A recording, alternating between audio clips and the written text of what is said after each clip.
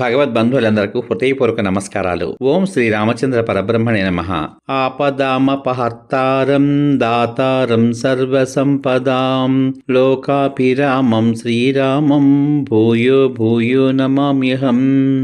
శ్రీ వాల్మీకి రామాయణం బాలకాండం 68వ సర్గయందలి గల 1వ శ్లోకం నుంచి 21వ శ్లోకం వరకు గల అన్ని శ్లోకముల యొక్క వచన భావసారాన్ని దశరథుడు మంత్రి సమేతుడై మిథిలకు బయలుదేరుట అనే కథగా విందాం. జనకుడు ఆజ్ఞాపించిన దూతలు 3 దినములు ప్రయాణం చేసి అలసిపోయిన గుర్రములతో అయోధ్యానగరం చేరారు. అక్కడ రాజభవనానికి వెళ్లి ద్వారపాలకులతో జనక మహారాజు దూతలు వచ్చినారని దశరథ మహారాజుతో చెప్పండి అని పలికారు. ద్వారపాలకులు వారి మాటలు దశరథునకు నివేదించారు. పిమ్మట రాజాజ్ఞ ప్రకారం రాజభవనంలో ప్రవేశించిన ఆ దూతలు దేవతా సదృశుడును వృద్ధుడును అయిన దశరథుని చూశారు. ఆ దూతలందరూ చేతులు జోడించి కంగారు పడని వారై నియమబద్ధులై దశరథునితో మధురాక్షరములు గల వాక్యాన్ని పలికారు. మహారాజా, మిథిలాధిపతి అయిన జనక మహారాజు స్నేహపూర్ణమగు మధురమైన వాక్కుతో అగ్నిహోత్రాది నిరతుడవగు నీ యొక్కయు నీ ఉపాధ్యాయుల యొక్కయు పురోహితుల యొక్కయు పరివార జనము యొక్కయు యోగక్షేమములను విచారించుచున్నాడు. మిథిలాధీశుడగు జనక మహారాజు శ్రద్ధాపూర్వకంగా నిన్ను కుశల ప్రశ్న వేసి విశ్వామిత్రుని అనుమతి పొంది నీతో ఈ మాట చెప్పుచున్నాడు. నా పుత్రిక వీర్యశుల్కయని నేను పూర్వము చేసిన ప్రతిజ్ఞ ప్రసిద్ధమే కదా. ఇక్కడ వీర్యశుల్కము అంటే తమ బలపరాక్రమములు చూపించలేక అని అర్థం. నా పుత్రిక వీర్యశుల్కయని నేను పూర్వము చేసిన ప్రతిజ్ఞ ప్రసిద్ధమే కదా. తమ బలపరాక్రమములు చూపించలేక నాపై కోపించి వచ్చిన రాజులు నిర్వీర్యులై పరాజితులైపోయిరి. దశరథ మహారాజా, నీవు అట్టి నా ఈ పుత్రికను విశ్వామిత్రుని వెంట దైవవశముచే మిథిలకు వచ్చిన వీరుడైన నీ కుమారుడు సంపాదించుకున్నాడు. మహాత్ముడైన రాముడు గొప్ప సభలో దివ్యమైన ఆ శివధనుస్సును మధ్యకు విరిచాడు. వీర్యశుల్కమైన సీతను ఈ మహాత్మునకిచ్చి నా ప్రతిజ్ఞను నెరవేర్చుకొనవలెను. కావున అందులకు అనుజ్ఞ ఇమ్ము.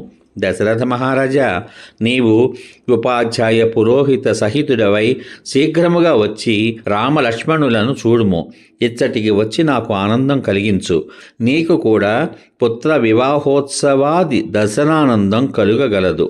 జనక మహారాజు విశ్వామిత్రుని అనుజ్ఞ పొంది శతానందుని అనుమతి కూడా గ్రహించి ఈ విధముగా మధుర వాక్యాన్ని చెప్పాడు అని పలికారు. దూతలు ఈ విధంగా జనకుని సందేశాన్ని వినిపించి రాజుపై గల గౌరవముచే అధికముగా మాట్లాడ జంకి ఊరకుండిరి. దూత వాక్యములు విన్న దశరథుడు మిక్కిలి సంతసించి వశిష్ఠ వామదేవులతోడను ఇతర మంత్రులతోడను ఈ విధంగా పలికాడు. కౌసల్య నందవర్ధనుడైన మన రాముడు విశ్వామిత్ర పరిరక్షితుడై సోదరుడైన లక్ష్మణునితో కూడా ఇప్పుడు విదేహ దేశమునందున్నాడు.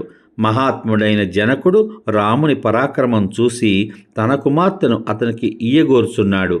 జనకుని ఆచార సంపత్తి మీకు నచ్చినట్లయితే విలంబమేమియూ చేయక శీఘ్రముగా మిథిలాపురికి వెళ్ళుదము అని పలికాడు.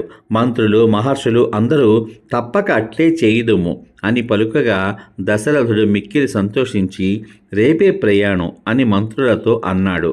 సకల సద్గుణ సంపన్నులకు జనకుని మంత్రులు మంచి సత్కార్యములనంది ఆ రాత్రి అయోధ్యా నగరంలోనే ఉండిపోయారు.